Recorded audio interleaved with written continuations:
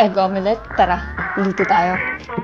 Para to sa mga taong umuuwi ng bahay. Galing trabaho, galing school, kaya galing tambay.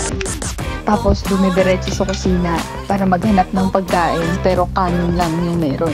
Tapos itlog na lang yung inuulam. Nakadalasan, sunny side up at scrambled egg lang. Pero what if lagyan natin siya ng twist?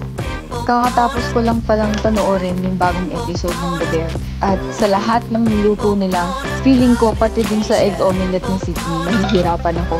Kaya ayun, nakakuha ako ng idea. Tapos dahil dun sa kaibigan kong nagre-reklamo na puro daw kanin pag umuwi siya sa bahay at tawa na daw siya ng itlog. The bear-inspired omelette? Tara, kain tayo. Baka gusto mo tong itry para maiba naman yung panlasa mo at hindi asin at paminta lang yung natitikman mo. Nilagyan ko lang siya ng spinach dip sa loob at ketchup chips para hindi na ako gagamit ng ketchup. Extra na lang yung parsley.